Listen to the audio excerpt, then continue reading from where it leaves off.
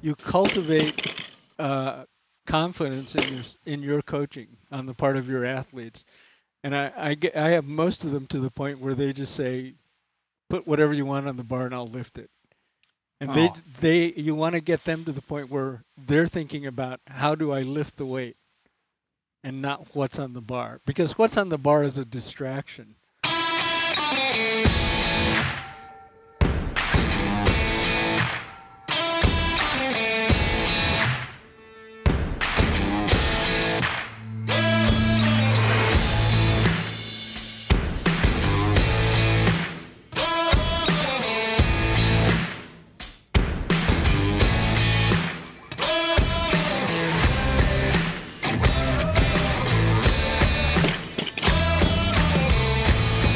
Welcome to Barbell Shrugged. I'm Mike Bledsoe, here with Doug Larson and Andy Galpin.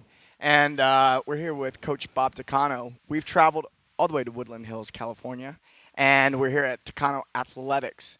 Coach Bob is a weightlifting Hall of Famer. So you've been inducted in the USA Weightlifting Hall of Fame. Yes. And you've been coaching international athletes at the elite level. Yes. Probably more than any other coach out there right now. Well, I guess you could say that. Yeah. Very humble way to say, Yes. yeah, Yes. I sure have. And what's really cool about doing this show with you today is Doug, Andy, and I, we all met in weightlifting. We were all weightlifting at the same school, and we found that much before we found CrossFit. So this show is really popular amongst the CrossFitters, but we come from a weightlifting background first. I discovered it about 10 years ago, and Doug and Andy actually discovered it much before me and taught me a lot about it. Yeah, I'm about 20 years deep in weightlifting at this point. You know, CrossFit's cool because it grew the market and whatnot. But I've always had a love for weightlifting and strength conditioning specifically. And so we grew up in an environment very similar to how your gym looks. You know, this is very similar to how John Bros's gym looks. You know, very similar to how the gym was when we were at University of Memphis competing together. So I'm very comfortable in this type of setting. So I'm excited about the show, and I'm happy to talk to you today. I'm probably just a few years behind that too. I probably started a couple years after you did. And actually, we were talking earlier. Not only did we come from weightlifting, but a large part of the reason we got our college degrees and your master's and my PhD was because of weightlifting. It made us so excited about the human body. We want to learn more, so we can really, all three of us can thank weightlifting for basically our careers. Yeah, my senior project as an undergrad was actually in the biomechanics of snatching. Yeah. Like it was always, my interest was always weightlifting. Right. Like that's the whole reason I got my first degree and the master's, as you said. Like it was always weightlifting was the focus, and then everything else kind of got thrown in there just because I was in the environment. Right. Probably the only reason I stayed in college. Right. That's about it. I'm really interested in today and finding out how you coach coaches. And you have tons of interns here, and you're always putting them out. And I'm really interested in that. And you've also coached Sean Waxman. So that's one of the things I'd like to get out of today. Yeah. Also, you know, just to preface the show, one thing I'd like to get out of the day is that I came from a background, like I said, of weightlifting, but also more specifically when I was younger and I was playing high school and college athletics, you know, football, wrestling, baseball, I was using weightlifting at the time to be a better athlete for these other sports. And I know you coach a lot of weightlifters, certainly, but you also coach, you know, volleyball players and other athletes that aren't in the strength sports. They're not weightlifters, they're not CrossFitters, they're playing, you know, baseball and you know, hockey or volleyball or what have you, field sport athletes, and how strength conditioning and weightlifting specifically is making them a better athlete for those sports. So that's one thing that I want to dig into today. Okay. And for me, it's actually goes back to your recent book. So your weightlifting programming guide. To me, I don't know if any other books that have came out that have been so clear about volume. And so I actually bought that book and I use it in all my classes as a resource to say this is the first guide I'm aware of that gives you prescriptions for how many reps and sets to get to at the end of the week, the month, and the year based on your outcome. So that's something I'm super interested in. I remember when you came out that, 2 years ago? 2012. Yeah, a few years ago. But I was like, finally, guys, like we have numbers. I can tell you something in class. Like, here's what the total volume should look like. So I'm very excited to talk to you about that. Okay, we can touch on all those things. Excellent. Coach, how did you get started in the sport? And how long have you been in it? Well, I was a small kid. I was weak. I was the only Japanese kid in a Mexican neighborhood. I didn't have a good-looking sister, so I had to find. Did you have a sister or just not a good-looking one? I had a sister. But I hope she's not listening. I had to find some way to maintain my status within the school and within the community. And so I was always looking for ways to get bigger and stronger. And I got attracted to weights. I saw a magazine at the newsstand called Strength and Health. Mm-hmm. And I looked through it and had a report of the 61 World Championships. And it intrigued me immediately. And so I started exploring the different things that you could do with weights. I went to my first weightlifting meet to watch in 1962, February of 1962. And so I started out as a fan and then ended up being a lifter and then finally a coach. So that's, what is that, 55 years? Doug's good at math. I'll let him do it. I'll take your word for it. That's amazing. Did you, so, you know, one of the most famous weightlifters in American history, Tommy Kono, also was Asian American. So was he a big influence on yours? Were you guys friends? Did you train together? I did get to know Tommy because we attended a number of international events together. Tommy made it okay for Asian Americans to be in sports. Because when I was growing up, there were no Asian Americans in sports. We weren't supposed to be in sports because we were too small and too short. And if you look at baseball or football, there were no Asian Americans in sports at all. Yeah. And so Tommy kind of said it was okay. So he kind of gave us permission to do that. Beautiful. You start off as an athlete. What got you into coaching?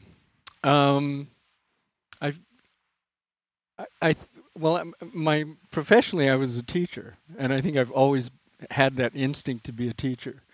And in so many occasions, I saw people teaching other people how to lift weights and not doing it very well. And I figured I could do this better because I already know how to lift weights, but getting into the head of the athlete and describing things so that they could understand it and turn it into an action in their own body, that was something that I figured I could do as better than some of the people that I saw. Did you start off coaching just the people that happen to be around you, like not as a profession, but just, you know, if you're in the gym and you're in your training, naturally there's going to be other people around you that have similar goals and they're doing similar lists. Well, did you naturally just gravitate towards helping those people? A little bit. I was in a gym with a coach, and my coach was pretty good, Bob Heiss II. So when I started teaching school, I was teaching middle school. I started a weightlifting club after school and managed to get some equipment and brought in some of my own stuff and started teaching kids how to lift weights. So they were really, they were kind of a lab for me to experiment with some of the ideas that I had about coaching. And from that time, I've been trying out new ideas with all my athletes. They'll probably tell you this, that they realized at a certain point that they were guinea pigs.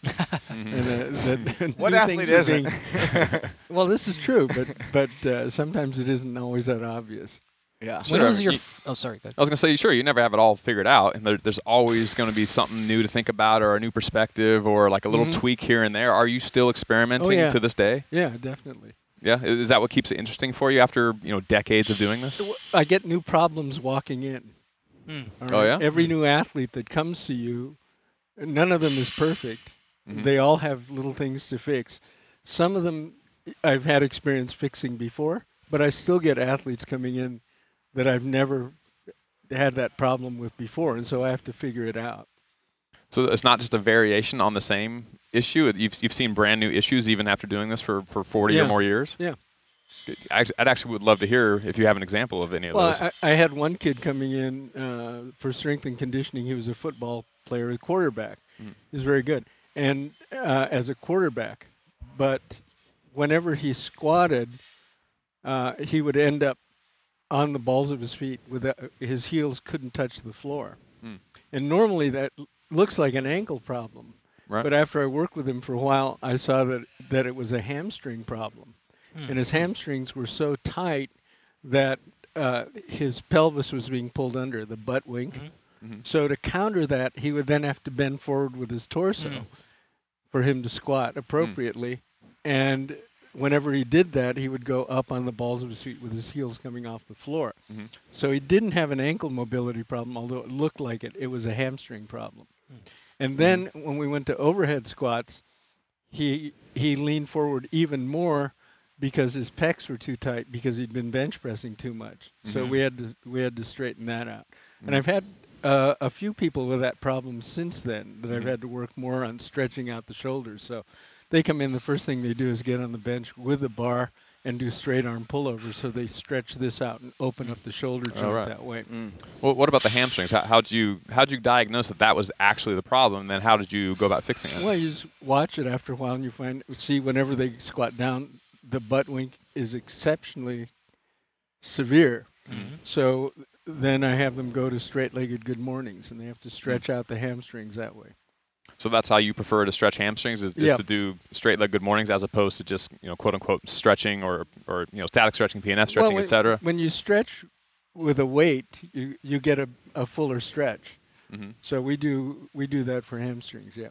So what does that look like? Is it just high rep sets, or is there a pause at the bottom? No, like how do you get enough time under tension? It's a wide stance. If they were going to do it on this platform, most people, I would have their feet on the black rubber.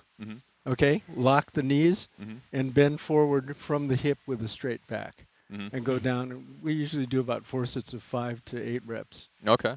Do you find that helps the range of motion stick, so to speak? Like where after doing the set, they maintain the new range of motion they got because they added stability and strength throughout the entire range, especially at end range? Yeah, and I think it also helps them feel the stretch. Like some people have mobility problems because they can't feel what they're doing. Yeah. So this helps them feel the hamstring stretching out.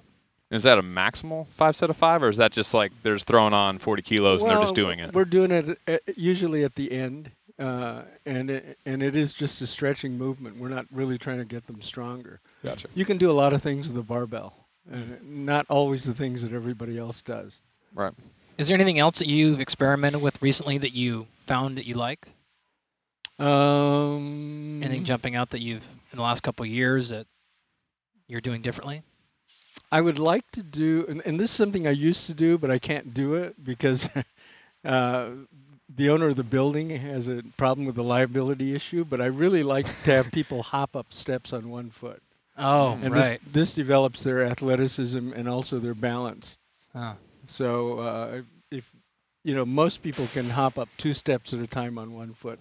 My better athletes can go 3, and I had a triple jumper once that could go up 4 steps on one foot and just go right up the stairs that way. Yeah. Yeah, it doesn't seem like plyometrics have really infused themselves into the CrossFit world very heavily to date, in my opinion. Like I used to do a lot of that stuff back when I was doing just weightlifting or just playing football, etc. And then when I started to be more immersed in the CrossFit world, I rarely see plyometrics, let alone like single leg hops upstairs and things that are a little more specific than just doing jumps across the room. Like how do you use plyos in addition to the single exercise you just mentioned? Well, I think like I'll have people do frog jumps, consecutive frog jumps, going into a full squat on each one, and if they do them properly, they're going to jump and then take off as soon as their feet hit. So it's kind of like watching a kangaroo go, and that teaches them how to stretch out, and then as soon as they hit, contract again and go, and that's what we're looking for. So they're trying to minimize ground contact time, right? Yes. To get a cool stretch shortening cycle, right, Doc? Yeah. How does that work? Yeah, it does. Big stretch, big contraction. Yeah. That's how that works. Yep. Thank you, doctor. You got it. That was really specific. I'll see you guys next week. My job here. Go ahead, dude. How many of your athletes come in for strength and conditioning versus weightlifting? Because that's one of the things you're doing is you're working with a lot of athletes that aren't specifically wanting to be better at weightlifting, but you're using weightlifting to improve them for their sport. Did he just steal your question? He totally did. I was going to say that. Gosh. Jeez. Took you too long. long. The glory from I have nothing to say the rest of the show. Yeah, that's it. That's all he wanted today, Mike. A lot of people come in, but they don't know what they're looking for. They think if they come in to train with weights, they're just going to get stronger. But training with weights properly is also going to make them into better athletes. So the snatch and the clean and jerk, and also split snatches and split cleans, have a great effect on the nervous system. And I think people that have done it understand it, and people that haven't done it don't understand it at all. But you just said something that might have caught some of the listeners' ears, and it did when you said that earlier to me. you said you're actually doing split snatches and split cleans. Right. So can you kind of explain what that is for people that are just listening and have never heard of that? And then why in the world are you doing something that people stopped doing in the 50s, I thought?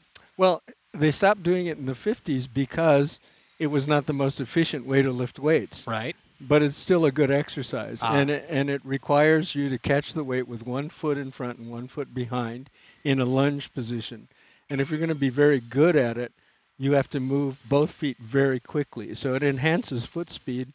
It also teaches you how to break under load with your feet apart, which is one of the things I think that's helped a lot with my volleyball players and female basketball players in avoiding ACL injuries, because they're always learning how to, or they're always being forced to break under load with their feet apart.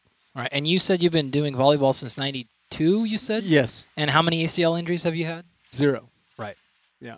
So Which is really unusual for anyone that doesn't know those stats. Like volleyball ACL injuries, soccer ACL injuries, especially for females, is incredibly high. So to not have any is a testament to the fact that they actually are strong. Last stat that I saw that was 37,000 a year in the U.S.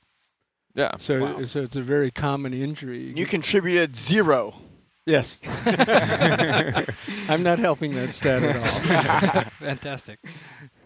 Yeah, and so they get those injuries a lot of times from landing in a position where their knees are diving together, what have you, and that's a big debate in weightlifting with the knees out versus knees collapsing into that valgus position, et cetera. But when you're doing a split snatch or a split clean or just catching in a power position, how is that helping?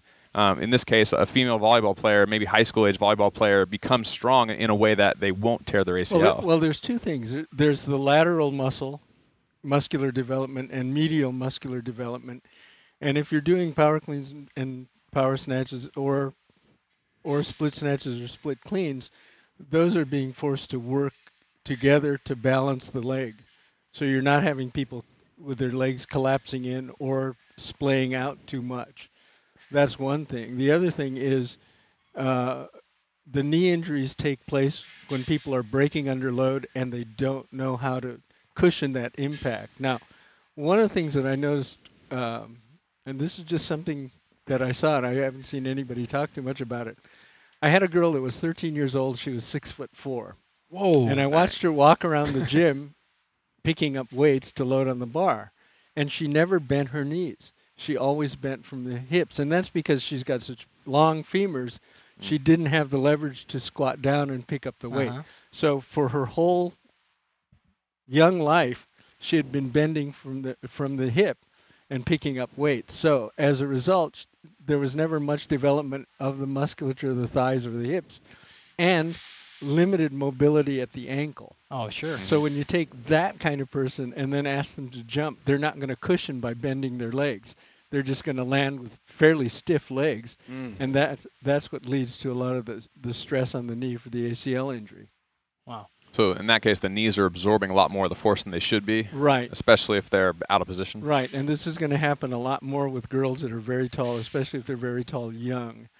And that's who volleyball coaches look for. Volleyball coaches are always looking at height. They don't care if it can move. Right. They don't care if it's athletic. They don't even care if it's interested. They just want to get tall girls in there to play volleyball. Yeah. And there's really a lot of preconditioning that those girls should be doing if they're going to want to really be successful volleyball players. So do you generally prefer power snatches and power cleans to full snatches and full cleans for the youth athlete, or do you use both? I don't have them do full snatches and full cleans unless they're going to be in a sport where they have to have a prodigious amount of strength. So if we're talking about somebody that's going to be a wrestler or a thrower or a lineman in football, where they need to have a lot of strength and overpower somebody else who's very strong, then they don't need to do full snatches and full cleans. What about squats? They still do full depth squats? Everybody needs to do squats. Oh, so you get the depth out of the squat and you save it. Yeah. Got it. Well, the thing is, ligaments and tendons get stronger by being stretched. And when you squat, if you squat partially, you only stretch the ligament or tendon partially. So it's not strengthened throughout the entire length of the structure. If you go all the way down, you're putting stress on it throughout the entire structure and then strengthening it consequently. How about because you work with college athletes too occasionally and a little bit older ones. How about, is the programming the same for them relative to the younger athletes, or different? In a way, it has to be individualized to a great extent. If you can get a great college athlete that's never trained with weights, and they come in and they have to be not only trained in how to perform the lifts, but they need to get into condition to train with weights. Right. Or you could have a high school kid that's a 10th grader that's already been training, and they're ready to go on to more sophisticated training. So you kind of have to see what you've got before you actually move forward. So the first couple of weeks really is diagnostic. So when I get people in, we find out what they can do, what they're capable of doing. And part of that also involves explaining to them why they're doing it. Because if they understand why they're doing it and how it's going to benefit them, then there's going to be more of a buy-in. And if you're working with youth athletes, sometimes you have to sell the parents as well. Oh, right. Totally. Yeah. Or the school if you're working with a team. Yeah, you need to sell the sport coach on it. And a lot of sport coaches don't understand what good strength and conditioning can do for their athletes. And so a lot of them have strength and conditioning programs because they think they have to, and they think they'll be perceived as being less serious than a program that does. So if you're in high-level athletics, even at the high school level, and you're recruiting talent, you don't want to be perceived as having a sort of good program as opposed to a very good program. So they'll have a strength and conditioning program. They don't know what for. They may not know if it's any good, but they know they have to have it for recruiting. And that goes on at university level as well. So in that case, if they don't really know why they need it, and you are trying to explain to them why they might need it, what seems to work the best? Is it injury prevention? Is it strength? Is it speed? Speed seems to sell, especially for field sports. A lot of sport coaches don't know what they're seeing. So I found the best thing is go to the game with them and show them what their athletes are doing that they weren't doing before. All right, and let them know that, see that guy, he's a lot quicker than he was before. Or you notice your athletes are still jumping really high in the fourth quarter. All right. Take a look at and see what your scores are. How many of your games are you winning late in the game? Okay. What's your injury rate been this season? And you can point these things out. And then after a while, after they've learned how to see them, then they may begin to understand the value of good strength and conditioning. The athletes can feel it. The athletes can feel it, but the coach, not always.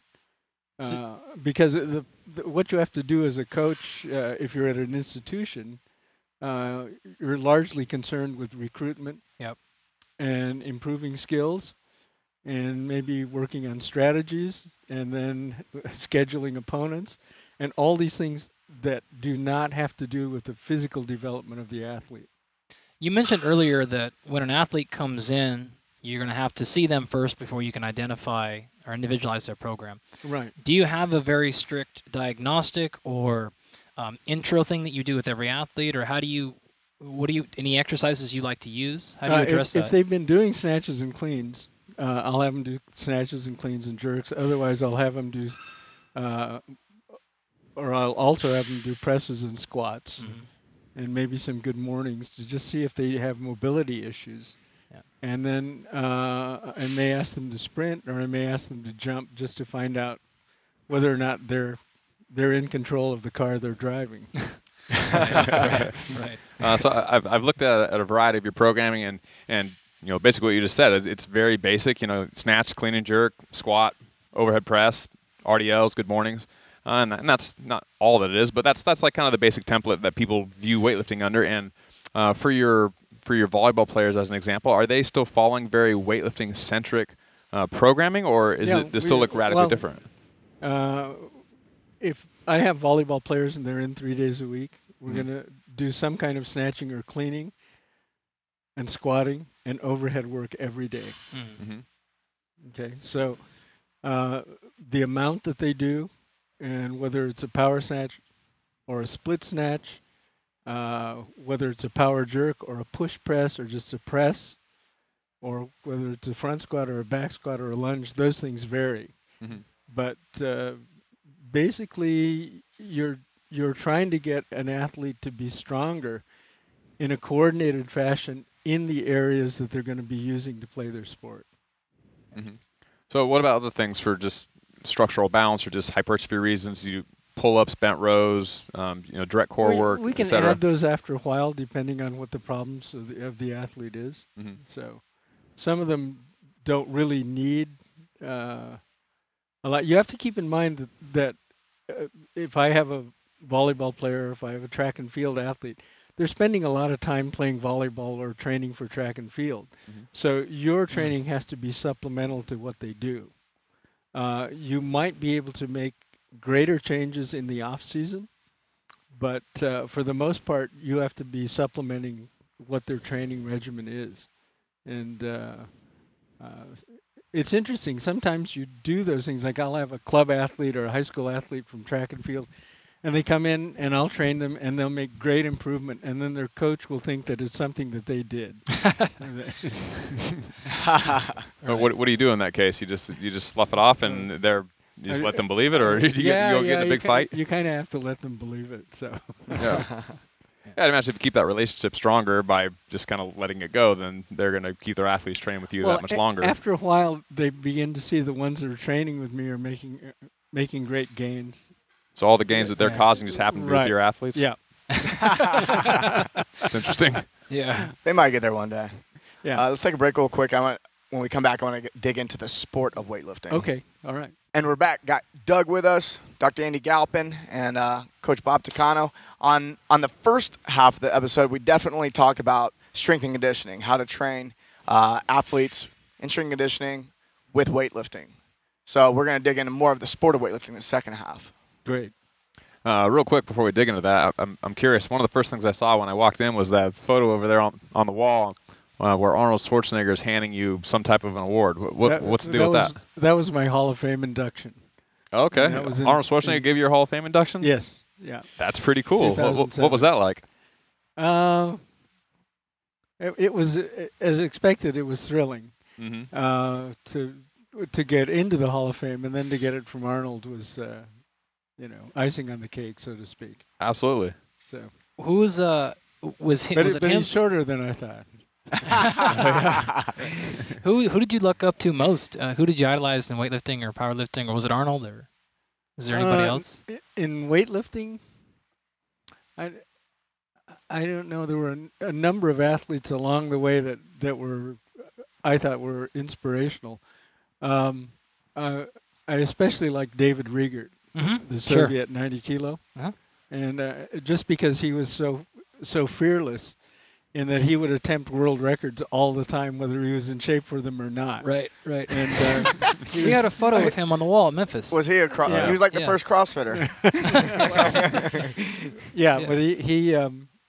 But he was courageous and he was a warrior. Yeah. And I think he embodied the spirit of what weightlifters should be. Nice. Yeah. So I think he was an important figure for me to be aware of. He was not afraid of taking heavy weights. If you're in a gym and you hear weightlifters talking, sometimes there's some bravado going on. But if you get to talk to them, on a very personal level, sometimes they'll tell you that they are a little scared of this weight or they're nervous about this competition coming up. Yeah. And then you have a Riegert who's not afraid of anything. And I saw. I was at one competition where I was back in the warm-up room, and everybody else was warming up. Riegert was laying on a cot smoking a cigarette.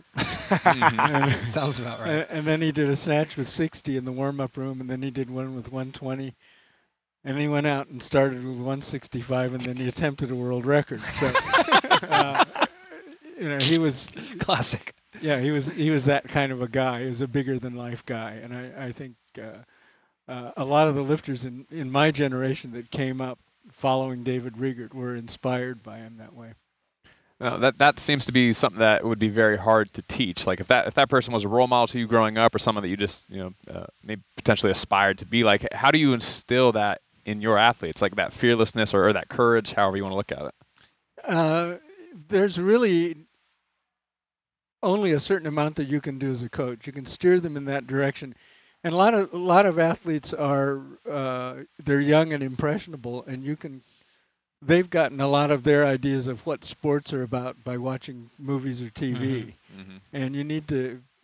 Sometimes you can just tell them stories about people that you knew that did exceptional things, and they're sponge-like enough where they'll assimilate that and actually try to put it into practice. So. But you do what you can. Some people it's not going to work with. I trained with a guy named Jack Hill, and Jack was just one of these people that in training he could maybe clean and jerk 300 on a good day. And then I've seen him do 340 in a meet. So Wow. he was a guy that he would just bring it for the competition. And he was very inspirational to me. That's what you want in a bar fight. Yeah. That's yeah. right. Yeah. I mean, it's just one of those things where like, oh, that's how you do it. How do you coach somebody like that, especially in competition? You're like, yeah, I guess we're going to open up at 320. I'm like, well, I mean, how do you do that? I don't know that you can specifically. What you have to do, you cultivate confidence in your coaching on the part of your athletes, and I have most of them to the point where they just say, put whatever you want on the bar and I'll lift it. And you want to get them to the point where they're thinking about how do I lift the weight and not what's on the bar. Because what's on the bar is a distraction. The meet is a distraction. Your competition is a distraction. Where you're going to place in the meet is a distraction. The only thing that's going to help you lift the weight is thinking about lifting the weight. So they leave all the distractions to me. So I worry about what weight they're going to lift, and they trust my judgment as far as what they're potentially capable of on that day. So a lot of times they lift weights that are PRs and don't even know it, because I called the weight, I sent them out there. Their job was to lift the weight, and that's what they did. Is that hard for some people to maintain that level of focus? Like that would be very hard for me to not know how much weight was on the bar. Well, it's a matter of giving up control. Okay, if you can call the weights, then you have control. If you give that up to your coach, then you're giving up that control. So it has to be somebody you trust. And so my job all the time in the gym here is to develop their trust, and then they're willing to give that control over to me. That seems to be one of the most important things you could do as a coach is develop that rapport and develop that trust. Like you can teach them technique, you can do programming, but that's one level of coaching. Developing trust and developing a relationship where they allow you to take over is another level that most coaches may not ever get to. Well, yeah, but sometimes it's just small things, like being on time. If you're on time all the time, they trust you and they know you're going to be there. And a lot of coaches don't think that those little things are that important. If you say, I'm going to take care of this registration for you, you take care of it. And then after a while, they get comfortable with letting you have the control on those things. This is really good advice for coaches. And you are in the business of also developing coaches. Right. We interviewed one of the guys that you've trained, Sean Waxman. And then we've also found out that you have how many interns here right now? Well, over the course of 3 years, I've had 39. 39. And I just finished off with 2 of them. I've got another 1 coming in next week. We used to have interns like 1 or 2 at a time. Like per year? Yeah. Yeah. They like stressed us out. And that seems like a lot. The interns were great. You're great, folks. No, but what do you do to develop the coaches? Because that's what you're talking. You've developed yourself as a coach, and these are the practices you put in place to develop trust.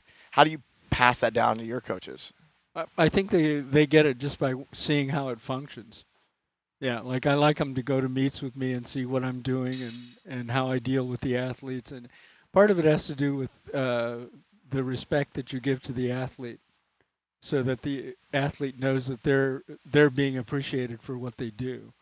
And interns are going to pick up on that by watching how you do that. Nice. It's not something that you go and say, all right, this is what you do. You don't have a checklist. Right. You just have to exemplify it. And I think part of the reason that my interns have been successful is the questionnaire that I have them fill out beforehand. I think it gives them an idea of how serious they need to be. And then I ask them things about their background, whether or not they've coached a sport. And I need them to understand when they're coming in here to learn how a sport is coached, both in the gym and on the platform. So How is that different? What changes on the platform than in the gym? Well, if you're very good at doing it on the platform, you can use the force. Okay, so you're calling on instincts that you've developed over a long time. So how much of an increase that you make from a first attempt that's successful, depending on how it looked, to how much you go to the second attempt, those are instinctive things that come over a long period of time. And that's why you have to have the trust of the athlete, because you can say we're going to start at 70 kilos and then we're going to go to 75 and then we're going to go to 78. But 70 might not look so good, so you might have to go to 73 or 74. Right. And the athlete, if they have complete trust in you, they'll go out and they'll perform well. The whole idea of the competition being to lift the most weight that you possibly can on the third attempt. Okay, and to do that in both the snatch and the clean and jerk on that day. Yeah. Do you have a strategy for first, second, third attempt? Yeah. What is that strategy? So, well, it starts actually in the warm-up room. So the warm-ups are going to be taken. We're going to take one at 60%, one at 70, one at 80, one at 85, one at 90. The first attempt on the platform is at 94. Okay. The second attempt is at 97, 98%, and then 100%. That's the goal weight that we've picked for this competition. Now, are those you percentages? start with that and you work back. Are those percentages of their 1 rep max ever in the gym or competition? No. You pick a competition goal weight. I That's see. what you're going to take on the third attempt, and then you work backwards. So 100% from there. of that number. So Right. And then you if spend 12 or 16 weeks knowing that's the number you're going for? I want them training for that weight with that weight in mind. It may not work out that we always get close enough where we actually can take that. But in any case, no matter where we end up the training with, we usually end up with a PR in the meet. How far out is this being considered? Is it 4 weeks, 8 weeks? For most of the athletes I have now, we're doing 12 weeks. So 12 weeks out, I know that I've got to meet in 12 weeks, and I already know what I want to hit on my snatch and my clean and jerk. Yes. All right. And if you have that in your head, then you can focus on that, and that is a motivation in your training. Okay? So you keep that in mind when you're getting to the last rep in the set and it's grueling and it's just beating you up. The goal weight can be inspirational. Okay? But then when you get to the meet, then you don't think about that anymore. You just think about the performance. So if I remember correctly, you said the attempts were 94, 97, and 100%? Yeah. So if you miss the first attempt, then how does the structure change for 2 and 3? It depends. For most people that are not very experienced, you repeat. So you repeat the same weight. If there's very good competitors and you have a long relationship, sometimes you just go to the second attempt weight anyway. Does that depend how they missed the first attempt? Yeah. You know, if it looks like they pulled it plenty high, they just didn't lock their elbow, or it was something minor, then usually they're not there. Psychologically, they're not there. So like you kind of have to figuratively slap them around a little bit and wake them up and tell them, hey, we're here at a meet. So physically they were capable of hitting it, but psychologically they just weren't quite focused as well as they need to be. Yeah. You put them back out there and say, okay, go ahead and hit the higher attempt potentially. Yeah, and sometimes you know even they miss a second, and you can also go up from that second that they missed. Because you're going to need that for the total that you want. Like, let's say you're trying to qualify for something. Sometimes you take a gamble, you know, and if you're a good competitive athlete, you should be a bit of a gambler. Right. How do you handle it when they say, I know the feeling. Risk calling around here. I remember doing a weightlifting meet, and I don't remember the numbers, but I had a PR in the clean and jerk, and I went back and I was talking to you guys. I remember this. I was like, what should we go up to? And it was like, go to 132 or something. And we like talked, and you're like, be conservative, 131 or something. I was like, what's your PR? And you were like, oh yeah, 132. And I was like, I don't know, just 133, 134. And you were like, 150. Not 150, but like you throw out a number that was like 8 kilos higher than what I was saying. I was like, all right, I don't know why you asked me anything. Yeah, it was great. I was just like, I don't know. I remember mentally being like, that's a great decision. I'll get a 1 kilo PR. That's great. Mm-hmm. And then as I walked up to the booth, because we didn't have coaches, to put my number in, I was like, something hit me. It was like 140. I was like, done. Put it on the bar. I'm like 140. So how do you handle that when a coach or when an athlete comes up to you and says, like, Coach, like, I know we're supposed to be at 100 today, but like, I want 120 or even 103, and they want a number higher? Well, you tell them that you're the one that makes decisions. I'm making the decision. I'll make the call. Gotcha. And usually we don't ever get to that point. They just know that I'm going to call the best weight for them. Gotcha. So, and I want them to go away if they missed, taking responsibility for the miss. It wasn't because I called the wrong weight. It's because they didn't execute. Okay? And when they own that failure, then they're going to do something about it in the next training cycle or the next meet. Wow. Yeah, this microphone's falling down just a little bit. Let's put it over like that. Okay, so after someone misses a weight, they miss their first attempt, their second attempt, what do you do with that athlete? Do you go back there and you speak with them, or you've already hashed it out and they know what to do, or how do you interact with that person? Not too much. Not too much to say. They should understand the gravity of the situation, that they need to make that lift to stay in the meet. Mm-hmm. So you can overtalk it, and most athletes need a certain amount of time to recycle after the miss, and then think about what they have to go. And then when they're ready to go, they need to go out there. There's a readiness period during which you can make that lift. And too many coaches say, oh, wait till the clock's running down, or wait a little bit longer. And the athlete is like, I want to go now. And you have to understand that if you've got an athlete that's had some experience, when they get, I want to go now, you got to let them go. Right. It sounds like you've any athlete you take to a competition, you already have a really established relationship with. And because a lot of the questions that we're throwing at you is, it's like, well, we don't get there. And it sounds like that's because you already have an established relationship. Yeah. When somebody comes to you and wants to compete in weightlifting, when do you take them to their first competition? When I decide they're ready. Yeah. What's typical for that? Are some athletes ready in 12 weeks? Their technique is very consistent. Their training has been going well, and they're getting stronger. And then right during the last 2 weeks before the meet, their speed picks up. Then they're ready to go. How long does that normally take? Or is it just that highly varied it's hard to say? It depends. If they don't have good speed talent, then you can use that method pretty well. If they're talented as far as their speed goes, they're fast all the time. So then you've got to go to some other factors. Gotcha. Before you make that decision. So how, and this may be impossible to answer, but how technically good should they be before they do their first competition? Do you have a threshold or anything besides arbitrary, like, good enough? I mean, it sounds really kind of simple, but, when they have sound biomechanics. Yeah, okay. So when they won't embarrass you. or themselves. Yeah. Or themselves. And I tell them that if you go out on the platform, you're not going to embarrass me or yourself. Nice. Okay? Yeah.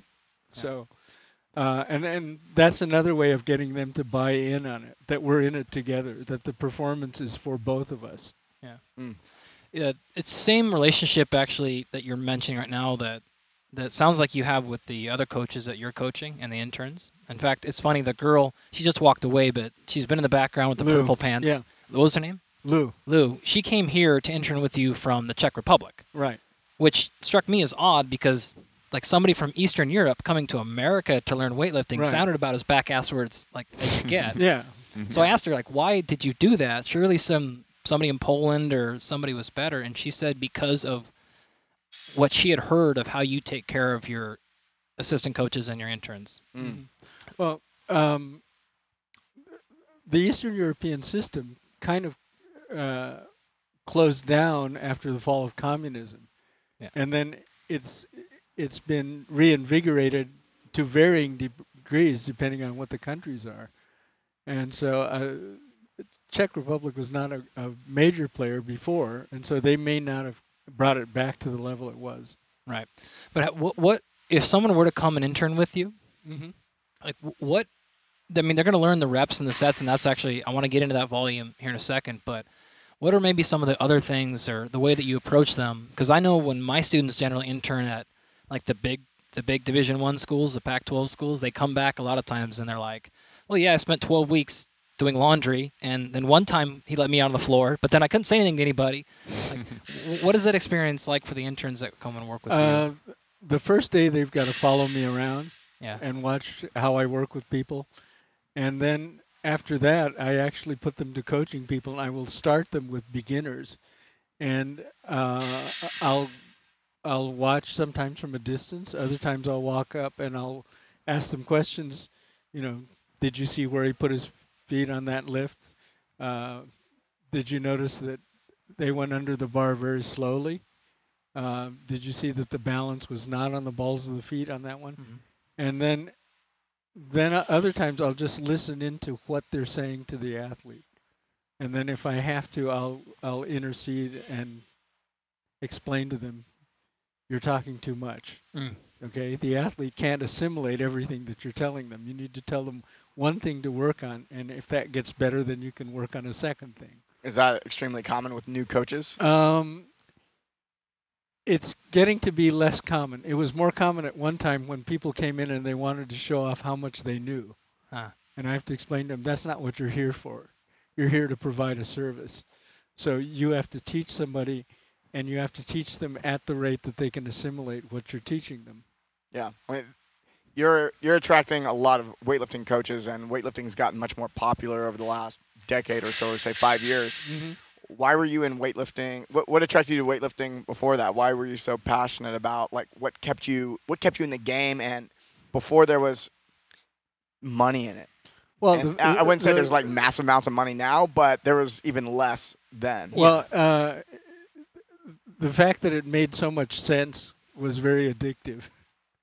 Okay, and I mean, when I was an athlete, performing the movements is addictive, and we don't talk about that. USA Weightlifting doesn't want to talk about it. A lot of people don't want to talk about it, but I always consider everybody that comes in here and gets started and gets going, they get addicted to the sport and they want to do it all the time. Yeah. And there's some people I actually have to like tell them, don't come in this week. This week we're only training 4 days, so don't come in on those off days because they don't know where else to go. And so so they come in. I quit all my friends. Yeah. They don't have any more friends that don't lift weights. So, but they get addicted to the sport. And then once they're addicted, once I've got them, then I know they're always going to be coming around. Mm-hmm. And part of it is the fact that it makes sense that if you work at it properly, you will continue to make progress. And I think a lot of people that have come in from a lot of gyms or fitness situations, they were doing a lot of stuff and they never saw a recognizable progress. Or they didn't have goals established that they could work toward. And if they're the type of individual that needs goals, then weightlifting it's much more compatible with their psyche. Mm-hmm. How soon into working with an athlete do you set performance goals? Oh, I don't know. That's hard to say. It depends on who they are. Some people, you look at them and you just find they're not competitive people. Yeah. So, we'll just keep training and we'll keep getting better and we'll see what you do. And then sometimes they start to make progress and then all of a sudden they figure, I want to really see how good I can get at this. Right. So you've got to wait for that moment. Some people come in and they want to be good right from the start. And on those people, sometimes you got to put a little bit of a damper on because they want to go too fast. So it is really case by case. And you have the room split in two. On one side, you have is this right? I think I heard you earlier. You have more competitive athletes on one side, and the people who are more. No, not necessarily. And I really like to see the two groups intermingle. Okay. Yeah. So, but you have both in the room, and yeah, you were saying some just the switch goes off one day. Well, like, I'll compete now. Well, eventually, what you want to do, you want to build up a community that has its own culture, and then then you as a coach don't have to explain a lot of things. People will come in and they'll get enculturated by talking to the other people, and they understand what the values are. So then I don't have to fool around. Like eating after training is really important. Right. So, and I don't have to keep nattering at people about that, because the ones that have been here for a while, they talk about what they're going to eat after they train. Right. I don't think you've been on Instagram lately, because I think a lot of people train just for the sake of eating. They're like, I'm just going to I'm going to train so I can eat this food. I don't know. Why not? So we had mentioned briefly post-workout nutrition. I'm wondering, just globally, how do you advise your athletes on nutrition specifically for the sport of weightlifting? Most of the calories have got to come from carbohydrates, and a significant portion from high biological value proteins, and then a certain amount from fats, just because you can't get enough calories eating just carbs and protein. So they have to get some from fats also. And I find that the timing of it is usually more critical than anything else. Oh, yeah? Yeah, and that you need to eat a certain number of times per day, and I want my athletes to eat at least twice a day, at least 2 meals before they come in to train. And a lot of people think that for some reason that if you train early in the morning, you're a wonderful person, but you're also a starved person. So people need to make sure they've got enough calories in their body, and they've got enough amino acids ready to go to help the body recuperate after training. Do you find telling people to simply eat more meals, eat 5 meals a day, eat 6 meals a day, or what have you, is an easy way to actually get them to consume enough calories? That way they're not under-eating? Yeah, and if they're training hard enough, they will crave the nutrients they need. So it's not that difficult. And then usually if they're training in a group, they'll go eat together, and they'll trade eating secrets together, what they like to carry with them as snacks and that sort of stuff. And that's why having a culture within a weightlifting gym is important. Then I don't have to worry about a lot of that stuff. Right. And some people have taken over the role of the eating coach, so they kind of bug the other people about their eating too. Right. I'm generally a morning person, so I wake up very early naturally. But I found when we were actually doing a lot of weightlifting, I don't weightlift. I don't do anything heavy or powerful or fast good in the morning at all. Most people don't. I can do a conditioning workout. I can do like just a sweat workout, a hypertrophy workout, and those are fine. But anytime it was that last 5 or 10%, like it just wasn't there for me in the morning. So I stopped doing any of those power workouts early in the morning for that exact reason. But when you have athletes that still want to do it, do you just try to push them away as much as you can, or? No, eventually they figure it out. Right. So things that you figure out on your own stick with you a lot better than stuff that people tell you. So very much. Definitely seen that at play. Yeah. I don't listen to anybody. And I have to learn the hard way all the time. Right. Well, one of the things you mentioned, Sean Waxman, one of the things that he was doing when he was training with me was he would keep a sandwich next to his bed when he went to sleep. And then he would sometimes wake up in the middle of the night and then eat the sandwich and then go back to sleep. This is actually not that far off from Doug's strategy in college. Yeah. Oh yeah, I used to do that in college, but not with a sandwich. We used to powder oatmeal in a coffee grinder. Yeah. So we'd have powdered oatmeal, powdered flax seeds, and then also just regular protein powder and some cinnamon. We just put it in a shaker bottle next to our bed, and just wake up in the middle of the night. Put some water in it, shake it up, suck it down, and you'll be back to sleep in 2 minutes. Yeah. Worked great. Yeah. Doug also slept till 10.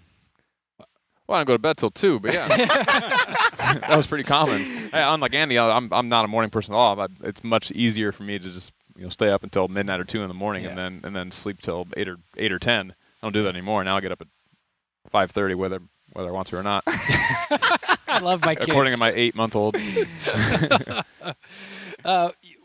I want to actually get to the volume question. So you break up your athletes into 6 categories, right, based on experience? Yeah. So let's start there. What are those categories? And then how is the programming different depending on which category you're in? Well, if you're a class 3, you're still doing supplemental work for your technique, and you're doing exercises to strengthen parts of your body that you're going to need for lifting, but haven't been developed so far. So it could be extra pressing work, or it could be extra leg work, or it could be hip extension work. So we're doing technique and remediation. When we get up to class 2, we're then trying to increase the ability of the athlete to train harder and more frequently. So the training then becomes larger, the volumes become larger.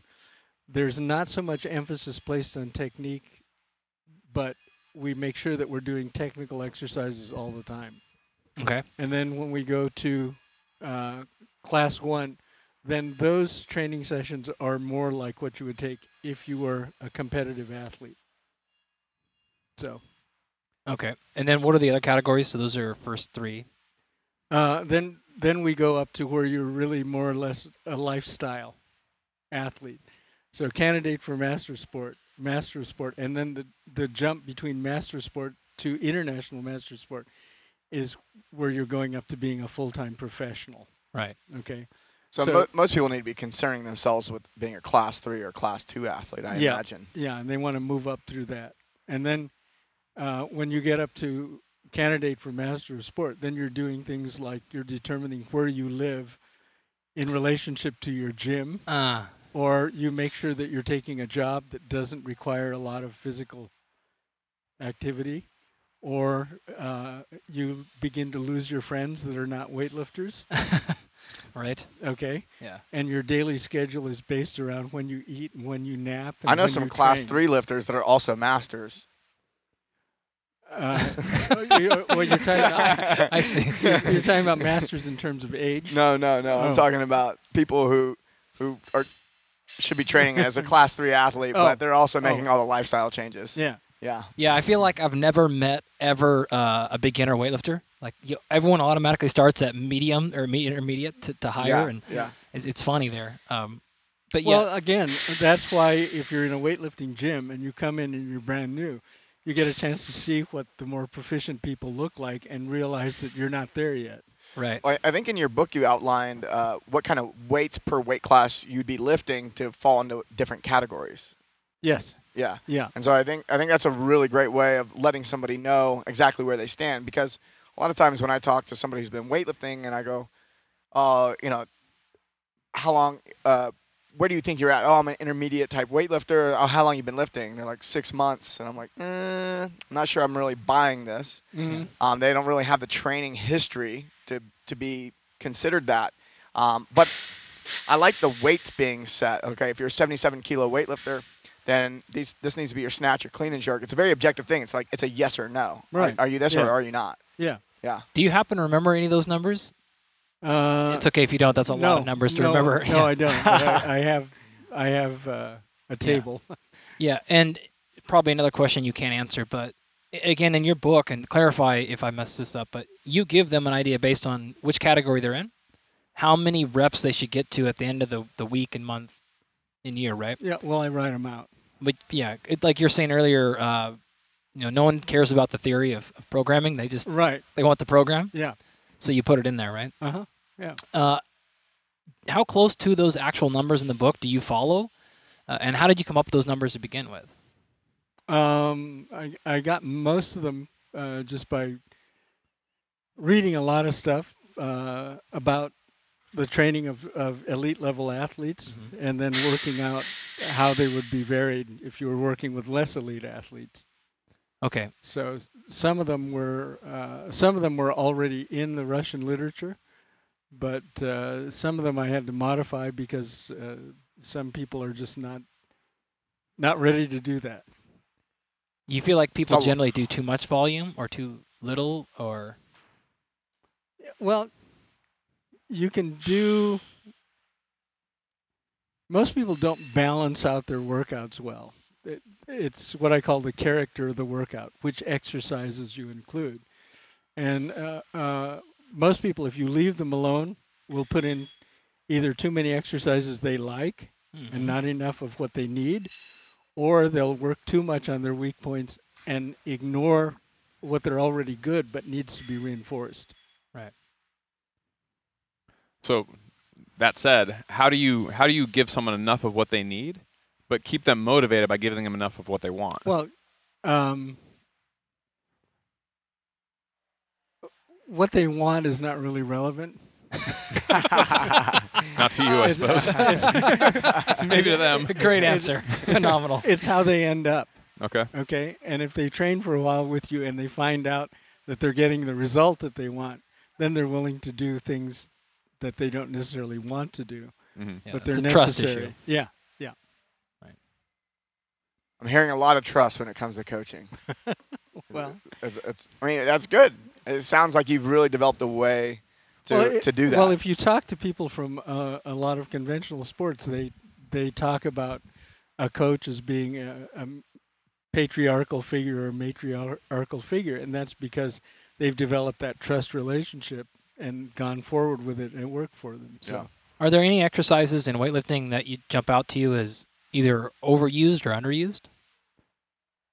No, what I find out is that you've got a lot of new coaches, and then they find an exercise that isn't commonly used by everybody, and then they act like they invented it and put their name on it and incorporate never it seen it before. too much into training.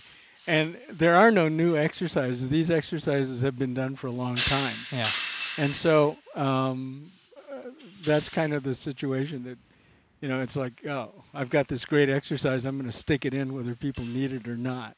And if you want to look at that, there was when Romanian deadlifts first started getting popular back in the early 90s, you could read some articles in the NSCA journal, and people were putting it in for training programs for golfers who really don't need that kind of strength at all and don't really use hip extension that much. So, Right.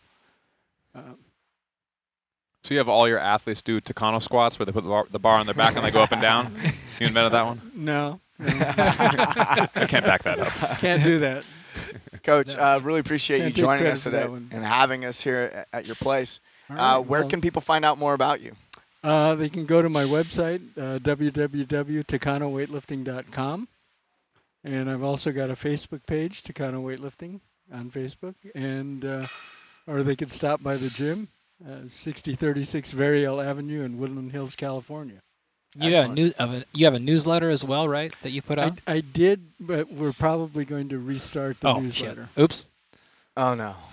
you brought it up. You brought it up. And then what about the book? Is that up on Amazon? The book is on Amazon. What's the name of it exactly? Weightlifting Programming. There you go. Yeah. Simple. That's the way it should be. I thought it was an accurate title. It wasn't. It wasn't very flashy, but That's the way it should be. I think every weightlifting coach should pick it up for sure. Yeah, it's an excellent resource. well, I think it has value for coaches in other sports too, because it exemplifies how periodization is done with concrete examples. And you could take that information and you can apply it to a number of other sports. The hard part is figuring out the parameters of other sports. It's how do you measure them. And that's why so much is known about weightlifting training. Sports scientists love weightlifting because it was easy to measure everything in it. Definitely. You didn't have to take a video camera and, run around hill and dale photographing somebody or trying to figure out what does this many steps mean in the training. Right. Yeah, I love the concrete measurable aspects of weightlifting. In fact, like one of my favorite parts of the show is earlier when you were talking about like someone leading up to competition, that when they're doing their warm-ups and then they have their attempts, like even hearing like the very specific percentages someone's going to do, 40, 60, 80, 85, 90, and then doing like 94, 97, and 100 out on the platform. Right. Like hearing that level of specificity is very cool for me. I like hearing the details like that. That was actually one of my favorite parts of the whole show. So thank you for telling me that. Okay. Well, I just used to do it by feeling, but I decided to write it down so that people could get a better idea. Yeah. Have you been tracking and writing down all your training programs since you started? You keep those records? Many of them. And can I steal all of them and sell them? Wait, no. Sorry. They're going to be made available on a membership site soon. Okay.